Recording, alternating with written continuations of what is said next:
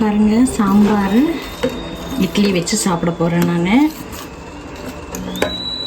எனக்கு இன்றைக்கி வெளியில் போகிற அவசரம், அதனால நான் குயிக் சாம்பார் பண்ணுறேன். இட்லியோடு வச்சு சாப்பிட போகிறேன். பாருங்கள், குயிக் சாம்பார் பண்ண போகிறேங்க. அதுக்கு மைசூர் தால் ஒரு 100 கிராம்ஸ் எடுத்து கழுவி மஞ்சப்பொடி எண்ணெய் ஊற்றி வச்சுருக்கேங்க. இது பாருங்கள், அந்த மைசூர் பருப்பு கூட எண்ணெயும் மஞ்சள் பொடியும் போட்டு வச்சுருக்கேன். அதில் ஒரு தக்காளி, பெரிய தக்காளி ஒன்று கட் பண்ணி போடுறேன். அதில் வெங்காயம், ஒரே ஒரு வெங்காயம், பெருங்காயப்பொடி 1/2 டீஸ்பூன், நான் அரைச்சி வச்ச சாம்பார் பொடி இருக்கு இல்லைங்களா, அது வந்துட்டு ஒரே ஒரு ஸ்பூன் போடுறேன்.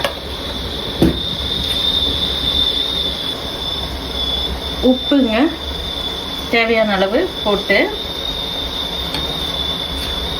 எல்லாத்தையும் ஒரு கலக்கி ஒரு 2 விசில் விட போகிறேங்க. இது டிஃபனுக்காக நான் பண்ணுற சாம்பார். ரொம்ப குயிக்காக முடிஞ்சிடும். பாருங்கள், 5 நிமிஷம் தான். அது வேகிற டைம் மட்டும்தான் நமக்கு. ஒரு 2 விசில் வச்சுக்கலாங்க, அவ்வளோதான். 2 விசில் வரட்டும்.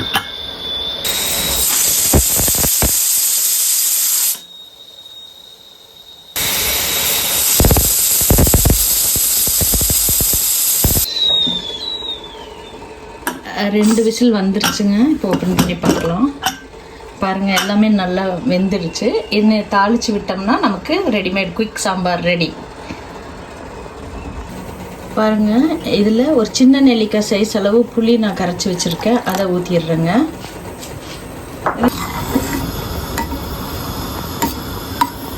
இதை தாளித்து விட்டுறணுங்க. அந்த புளி ஊற்றிருக்கேன். புளி ஊற்றி அது ஒரு கொதி வந்தோடனையும் நம்ம தாளித்து கொட்டிக்கலாம். அவ்வளோதாங்க, முடிஞ்சுதுங்க.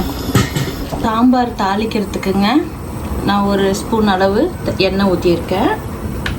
எண்ணெய் காஞ்சிடுச்சு. ஒரு ஸ்பூன் கடுகு, உளுந்தம்பருப்பு, அது கூட ஒரு கொத்து கருவேப்பிலை, மிளகாய், வரமிளகாய் போட்டு தாளித்து கொட்டிடலாங்க. பாருங்கள், சாம்பாரில் கருவேப்பிலை, கடுகு, காஞ்ச மிளகா தாளித்து கொட்டியாச்சு. இவ்வளோ தாங்க சாம்பார் ரெடி. நம்மளுது 5 நிமிஷம் தாங்க ஆச்சு இந்த சாம்பார் ரெடி பண்ணுறதுக்கு. இது இட்லி கூட தோசை கூட வச்சு சாப்பிட்டா அவ்வளோ நல்லாயிருக்கும். இது நம்ம அவசரத்துக்காக இது பண்ணுறோம் இந்த சாம்பார். பாருங்கள், 5 நிமிஷத்தில் இட்லி சாம்பார் நான் ரெடி பண்ணிட்டேன். அவ்வளோதாங்க. இது இட்லி தோசையோடு வச்சு சாப்பிட்லாம்.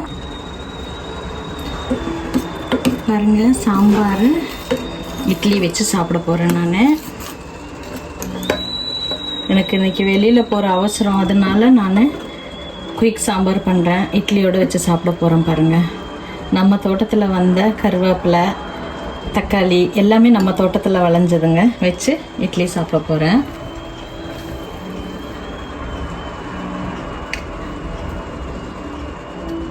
சூப்பராக இருக்குங்க. நீங்களும் ட்ரை பண்ணி பாருங்கள்.